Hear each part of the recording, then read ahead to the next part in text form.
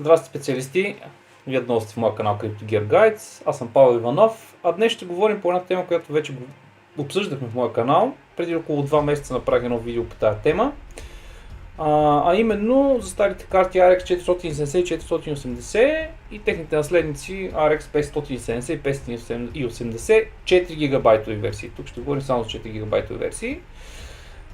Тъй като вече имам видео по темата, от преди 2 месеца, както казах, ще съпоставим дохода тогава и днес, да видим на къде върви пазара, каква е възвръщаемостта и да видим дали все още заслужава да инвестираме в тия карти или ако ги имаме, дали заслужава да купаем с тях към момента. Така че приятно гледане.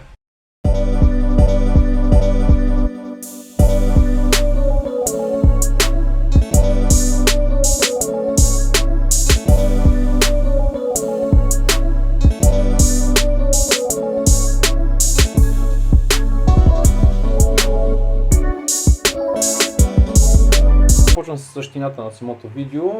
Както може да забележите над мене, съм ви изкарал 4 различни карти и техния хашрейт. Това са съответно 4 модела карти, за които ще говорим днес. Към момента алгоритъм, който купаят, на скриншота, който виждате от всяка една карта, това е на Ergo. Ако ме питате защо купая Ergo към момента, не защото е най-доходната, защото просто ме мързи да ги смена. Истината е, че имам интерес към друга валута, но за това по-късно. Който има интерес да купува Ergo с този тип карти, може да види клоковете са окей, работи стабилно всяка една от карти, така че няма драма. Ще сравним дохода към днешна дата на 3 различни алгоритма, както и в предното видео съм го направил, за да може да придобием някаква обща представа как е било преди и сега. Първо няколко общи приказки преди да сравним всичко. Искам да ви кажа, че и 4-те карти, въпреки че са различни модели, правят доста сходен хашрейт.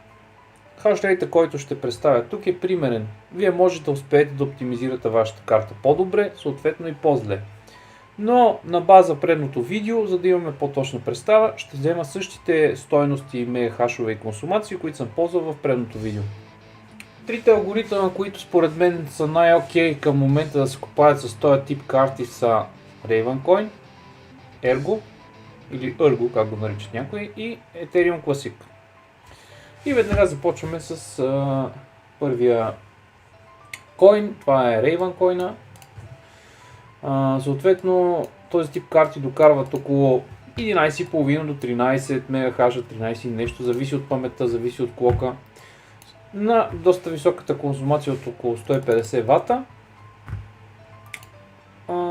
Респективно за месец картата ще донесе около $22 чиста печалба и 10-11 ток.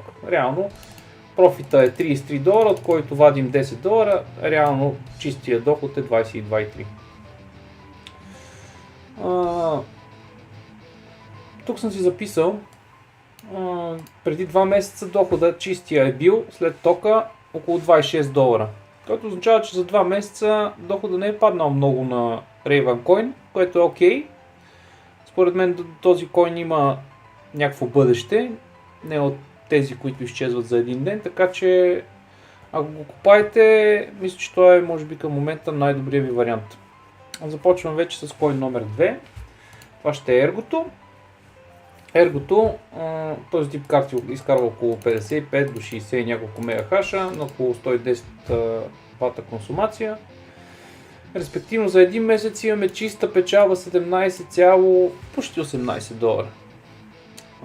Реално дохода на Raven е 22, тук е 17, около $5 надолу. Обаче предимството на Ergo пред Ravencoin за мен лично е, че консумацията е много по-ниска, около 25% консумация надолу, което съответно според мен удължава живота на картите. Плюс това си имам лични симпатии към този coin и мисля, че един ден ще се надуе. Дали ще стане така, никой не знае. Третия coin, естествено Ethereum Classic. Пропуснах за Ergo да кажа, че в момента носи $17-18, преди е носил същия доход. което означава, че доходът се е запазил почти идентичен, което е много добре. Отиваме на Ethereum Classic вече, третия коин, който ще спомена днес. Преди 2 месеца в предното видео около $22-3 чиста печалба, днес 16,8. Сега този коин е много хубав, консумацията е сравнително пак ниска, в сравнение с Raven Coin, разбира се. За него мога да споделя, че коина може да не ви носи ежемесечен доход като чисти пари, но има склонността да прави много резки скокове. С други думи, вие да може да си го купаете в момента на ниския доход, нищо че е по-най-ниския от трите, които споменах преди малко. По-ниско Треван, по-ниско Терго. Но ако парите не са ви спешни, с други думи, не трябва да изкарват всички си пари да си плащате толкова разходи, може да изчакате.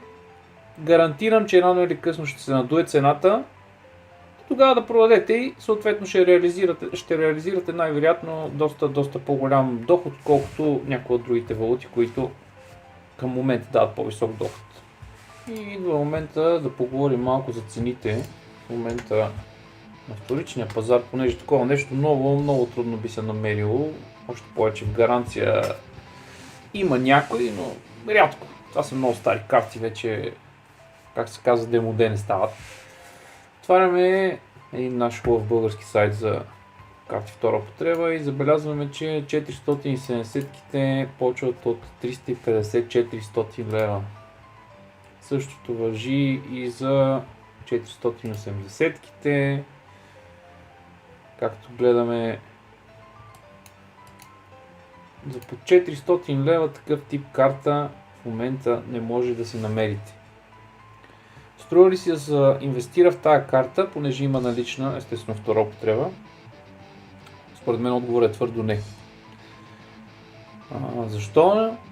Защото просто това нещо е морално остаряло.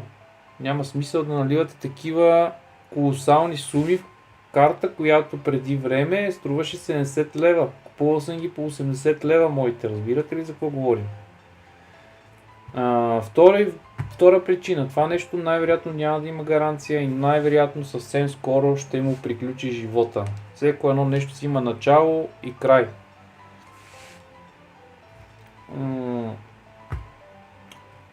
Друго нещо, под приключи живота няма предвид картата ще изгори, а имам предвид, че когато дойде така наречения меч пазар или иначе казано цената почне да пада надолу, картите почват да изкарват по-малко, респективно картата не може да се избие тока. Това имам предвид под умре, за да ме разберете правилно, за това се пояснявам. И третата причина е, че просто много греят. Новите карти са много по-икономични, много по-надежни, имат гаранция, по-малко амортизирани. По-скоро търсете някаква друга карта. Ако имате към момента, окей, заслужава си. Ако имате такива карти, $22 на месец от карта, нека го калкулираме в левове, $22 по 1.7 грубо смятам долара. Това са близо 40 лева на месец. 10 карти примерно са 400 лева, което е окей към този момент. Ако има някакви въпроси относно настройки и оптимизация на тия карти, те са толкова стари, че вече всичко има в YouTube. Няма смисъл да ви обяснявам каквото и да било. Може да си го намерите сами, просто напишете в YouTube RX 484 GB BIOS Mod или RX 484 GB Mining Raven Coin или нещо от този тип. Всичко ще ви излезе там пояснено. Надявам се, съм бил достатъчно изчерпателен. Надявам се, видеото ви е харесало. Ако изкочат някакви въпроси, отдолу в описанието, ще сложа линк към калкулаторите, които показах преди малко. И благодаря ви, че ме гледахте и до другия път.